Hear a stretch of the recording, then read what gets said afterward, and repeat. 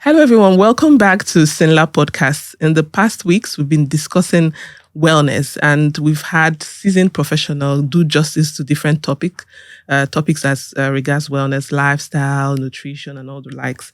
And today we're discussing an interesting one, weight management. I mean, it feels like a pandemic. Everybody wants to lose weight, maintain beauty. I mean, I personally have some things I want to lose. And with me here again is Mr. Ajayi, Adeyemi, who is the HR manager at SYNLAB Nigeria, and Coach Dams, the gorgeous standard of beauty, maintaining beauty mom. And I mean, she's a mom too, just in case, and I'm so happy to have you here and talk about this. And so let's delve into this quickly. Weight management. What is your understanding, or what does weight management mean to you?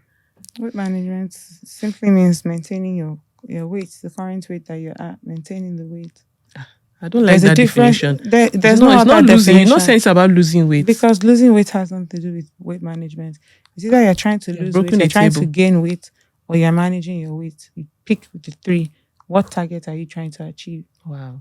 Oh, that's interestingly shocking. Because if you're talking about weight loss, then you should be in a calorie deficit. Okay. You should eat less than your body burns on a normal basis, on a normal day. Okay. If you're talking weight gain, you should be in a calorie surplus. Eat more than your body is burning. Okay. But if you're talking about weight management or maintenance, then you're talking about an equilibrium. So you're eating to meet what you need to. You're meeting the standards of what you need to eat throughout the course of the day. Okay. For your body type, because you want to maintain that body. So the word here is for your body type, to maintain that body. Weight management is to maintain the body. There are three different things entirely: weight loss, weight gain, weight management. Three different things entirely. Okay. So what box do we not want to be when it comes to weight? Overweight, obese, morbidly obese. Morbidly obese. Okay. So if you're not any of those, then it's not like you have a challenge. If you're not any of those, then you don't have a challenge. Okay. But you may have a challenge in terms of not eating healthy. Okay. We're going to come to that. And then from an HR perspective, weight management, how does that come in when it comes to HR? What are you doing to ensure that your staff do not become morbidly obese? You don't become obese, because I believe when they're obese or morbidly obese, I'm worried about that word, morbidly obese. It affects work and lifestyle. Yeah. So is there something you're doing as an HR professional? So one of the things we've done in SYNLAB, which we're very proud of course, being the number one diagnostic company in Europe, and of course in Nigeria, and of course in Africa. All right. That's interesting. Is that for all our employees, of course, under our health maintenance organization plan, they have access to gym. For those of them that like to keep up with fitness, they have access to gym, as the case may be. And of course, for some organizations, there's also the idea of having a dance moment in the office, with some of the things that we are looking at coming up very soon. Where at some point we want to play music, and we expect that everybody, wherever you are, whatever you're doing, that moment, you take your 5 minutes and just get up and dance. I love that. So that's coming up, one of the things that we're trying to come up with. And then again, this idea of having a central dining or coffee area, rather than people sitting down in their office and having coffee on their table, you want to deliberately position the coffee mixer at a particular destination where people must get up and then walk to that place. So you're encouraging people to move around, at least at intervals during the day, and all of that. So then again, we are also putting in place having games in the office for people to play games, even during work hours. We just got our table tennis board yesterday, and more of such equipment are coming on. We just encourage people to be able to at least have time to, go out there, have fun, even while they are working. That helps also to maintain their weight, as the case may be, rather than just sitting down, of course. And that's a smart initiative. I think that just about every organization should be the standard everywhere. And then let's talk about something that is interesting. Tracking calorie intake. I mean, we must mind that from you before you leave. For everyone, calorie intake for weight management. We've already established that weight management is not like you're losing or adding, it's maintaining where you are. We're not talking weight loss, we're not talking weight gain, we're talking about weight management. So calorie intake to maintain weight, certain weight. Okay. Now it varies. For men, it varies for men is totally different from women. Yeah. A man who is moderately active should be eating 2,500 calories per day. 2,500. Wow. To maintain his weight. Okay. Now, a woman who has reached her goal and her destination, Okay, who is moderately active, should be eating at least 2,000 calories a day. So what's the easiest hack to calculate these calories? Because a lot of things we eat in Nigeria is not documented. I have a course and a book on this. Oh, that's fantastic. So it's something that we can reference. I mean, if you're very interested, it's something that people can look up. Okay. Because trying to say, just how do we deal with calorie intake? You have to, it's not something that you do in 1 day or 2 days. Okay. First of all, you can start from a good place, actually. Start reading your labels. Start reading your labels. Reading labels. Yeah. And you can tell yourself, if it's not from the ground, I'm not eating it. Or if it's not from an animal source, I'm not eating it. Oh, that's interesting. Yeah. Can you go back again? If it's not from the ground, you mean if it's not planted? Yeah. And yes. That's so if it's not natural. GMO. Yeah. Where does ice cream fall in? Ice cream is processed. That's processed. And then sausage. Sausage was one of the worst things ever. And let's not judge it directly. No, we have to, because it's not 100% beef or pork or chicken. If you look at the back, you have at least 10 ingredients that are in there that the human being should not be eating. Judith is feeling guilty already. No, I'm just worried that because there's a way we would have linked cow milk to ice cream, but it's fine. That's not the topic of. Even cow's milk is not for human beings. It's for baby cows. Baby cows. Okay, I don't. As the coordinator of this podcast, I do not think that we would. I have milk, but I just want to make that clear. And that's why people are saying I'm lactose intolerant. How will you not be lactose intolerant? Are you a baby cow? You're not now. We're human beings. Okay. So which milk is the milk? So now, unfortunately, and I'm not going to pretend like I follow the rule 100%. Well, we're better off with nut milks. Really? Yeah. We're better off with nut milk. Yeah. You have your tiger nut milk. Tiger nut, You have your almond milk. Okay, so that's a better milk. Yeah, better milk. So what I do is that maybe I'm having those 80% of the time, and 20% of the time I enjoy my dairy with my full chest. So now let's delve a little bit in accessibility, because in this part of the world, most of the time, even for people who want to be compliant, some people eat to survive. Some people would want to try. What can we? How easy is it to access this? Affordable as well. Because sometimes compliance is being able to show people the easiest way to achieve these things. From a nutritionist, let's bullet point, how do we source, eat sustainably, and how do we eat healthier? How do we source them? What are this for low income earners or? Let's move it a bit upward, medium to. Okay. Yes. Okay. I have clients in about 74 different countries worldwide. So I have the Africans, the Caucasians, the Asians, and all of that. Mm-hmm. Now, it all depends on your taste buds and preferences and what your pocket can afford. Yeah. Because healthy eating is not expensive, but eating imported food is what is expensive. So when you're in Nigeria, you don't want to cut your code according to your size, because one dietitian wrote that you should eat blueberries, blackberries, apricots. You cannot find it. So if you find it, it's your whole year salary you're going to use to buy it. When we have pawpaw, we have mango, we have oranges, we have tangerines, we have pineapples. Even apples are still cheaper here. So they're cheaper options. Oh. There's no reason to be cut on fresh, as I put it, or to be unhealthy. And you hear people throw words like, okay, kale, baby spinach, and I think to yourself, I don't have this thing. Yeah. What about our ewedu that the fresh Caucasians are now eating? And they call it jute leaf. Because it's well packaged. Mm-hmm. We are now buying it. Mm-hmm.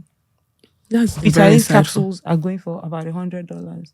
I even hear there's bitter cola capsules as well. Oh yeah, there is. They call it Garcinia cola. Mm-hmm. Yeah. So they're making the money that we are not monetizing here, but I'm ready to monetize it. I mean, this is something very, and these are contained in your book, because we do not have a lot of time to exhaust this. I think everyone should get it, because I like something you pointed out. It's even like an eureka moment for me, because thinking about it, I've been trying to do a lot of healthy eating, and I find that everything points to something foreign that you need to start looking for somewhere, and it feels like the local ones. In fact, even down to lemons, you just feel like the ones that work are the yellow nice ones, and the green bumpy ones are not the original ones. So just to jump quickly on that, recently, one thing I always tell people now is grow what you eat.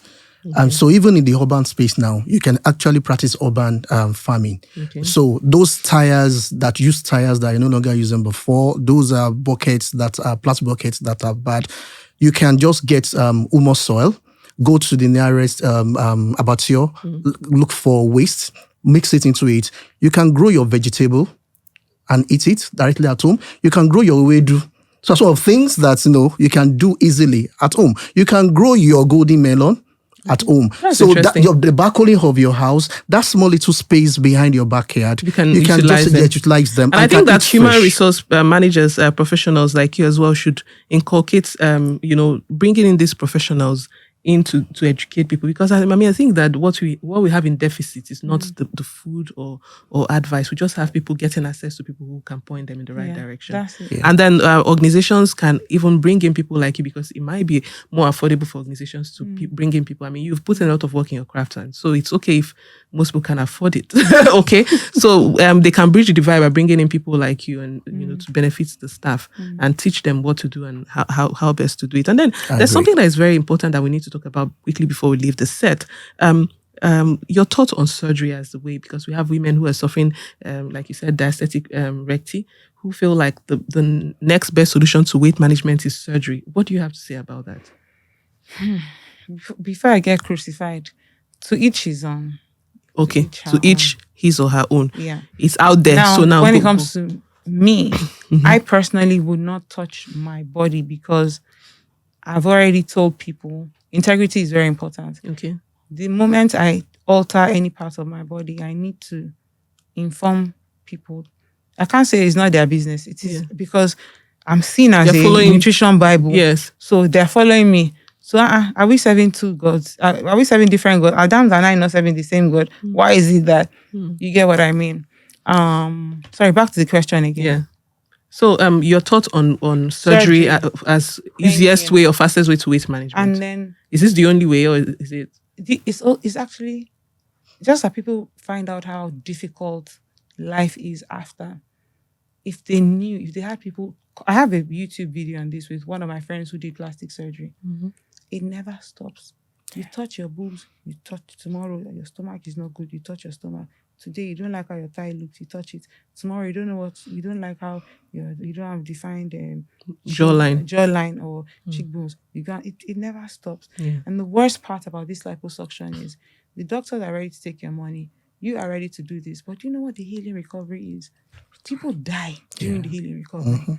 Apparently, the amount of pain that comes with it. And guess what? Because obviously they're in a down state with pain, most of them, if you look at them in another 6 months, they've gained the weight back. They are my highest paying clients. I like them because they don't argue about money. They want their bodies done. They need to lose the results as much as. If you take fat from any part of your body and replace it somewhere else, or you don't replace it in any other area, you will grow somewhere else. So if I take fat out of my stomach and I think my body will be like this just alone, that's a big lie. You can see me next week and my face is swollen and I have big arms. It's never an option for me. Never an option. Yeah. You wouldn't advise people to. I won't advise choose that as an option. But I said, let me just make it clear.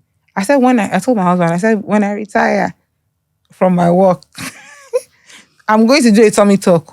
I am going to do it, and I will document the whole process of everything. Wow. Because let's be honest, nobody really likes loose skin. Okay. And I have 2 kids from a cesarean section.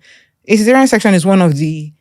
It's very difficult for you to lose belly fat. Did you have natural? Yes, I have vaginal beds. So your stomach can go in quickly. Yeah. Well, someone like me, I'm recovering from. I'm in recovery mode from 2 CS. Wow, that's a lot. So it's a lot. Okay. So just in case you hear another few years that you've done it, that I've done not all those BBL and things. But if I can handle this loose skin here, maybe, just maybe. That's fine. And then one final word for people with body dysmorphia or people who do not have a positive self-image. Like I said earlier before the podcast, with camera started rolling, when I go to gym literally every morning. I'll be suffering from sleeplessness. I've not, in fact, the past, I've had 2 kids And the past how many years? 3 years of childbearing. I can't remember sleeping 4 hours straight in a stretch. And then, when every morning I'm still suffering from sleeplessness, I'm going to the gym because I just want to look in a certain way. That's the hot worst mom thing to of do two. to yourself. You understand? And then what's the message? And then guess what? My husband that I'm trying to impress, he doesn't even have. Exactly. He has the Igbo man importer and exporter tummy, which I like, and I don't even want him to lose yet. And then every morning he tells me, I did not send you this errand that you are going now. This. If you lose that hips, so what's your message on the final note to people who do not have a positive body image or who feel like they should look in a particular way? Can I tell you there's a defined standard of beauty? I'll tell you something about every woman except we want to lie to ourselves. Yes. Women, we're extremely hard on ourselves. There is no woman I meet that doesn't complain about a flaw in her body. Okay. I see women who are 100 times hotter than me that I should not even stand near them. And lo and behold, they're complaining about everything. Oh, my arms is, I'm talking about beautiful, not just ordinary. She's beauty fine. In the eye of the beholder. They're beautiful. Beauty. But there's always a problem. Even when they're size 6, UK size 6, they're like this. Oh, damn, I wish I could just be like you, your skin. Oh, damn, I wish I could just be like you. I'm thinking to myself, I wish I was like you. Are you kidding me? So every woman would always have that. Yeah. But sorry to sound a bit pastoral here. Knowing who you are in God, for me, is priority, because you start to see yourself in a different light. You start to realize that you weren't created by mistake. I'm sure there's a reason why God allowed women to have stretch marks and all of that. Yeah. Because there must be a reason. Yeah, there must be a reason. Do you understand? I call it battle stripes. There must be a reason. I don't believe that God does anything. Stripe. If you see my battle stripes, beautiful. Yeah, they are the sign that I went through a battle. Yes, and you came out victorious from it. I love you too. And you came out victorious from it. So some of the things that you're going to have to do, which may sound crazy, and these are part of the things that I did earlier on this year when I started losing the weight from last year, which half of it is gone now, thank God. I would look at myself in the mirror, with clothes or without clothes, and I tell myself, you are beautiful. You're a speck. Just I can see it now. When you walked in, I'm like, oh my God, who is Dix? And you know what's so funny? This weight loss thing, my husband married me when I was from here to here. So this weight loss thing I'm doing, when I gained weight last year, he was so happy. But me, I was so sad. So the men that were dying to kill ourselves over, they don't give a damn. And he's warning me not to lose weight, that I should just be fit. That's the way forward. Thank you very much. And in terms of being fit, you find yourself at that. It may take 2 years or 3, but you find yourself at that destination that you want. So this is where I get to say that good enough that a lot of the women, they don't ask themselves the honest question. If you go biblical, the Bible says that you are beautifully and wonderfully made. Hallelujah. So if you have the self-confidence in yourself and you know yourself and you have that self-esteem, there's no reason to be ashamed of yourself. In the first instance, who are you impressing? For married women, ask your husband, who should be your mirror? Who should be the one that has a right to think of anything that he wants about you? So if it says that it's comfortable and it loves you the way you are, then every other thing you're doing, just be sure that you're not losing yourself. So would you have to quit my job then? No.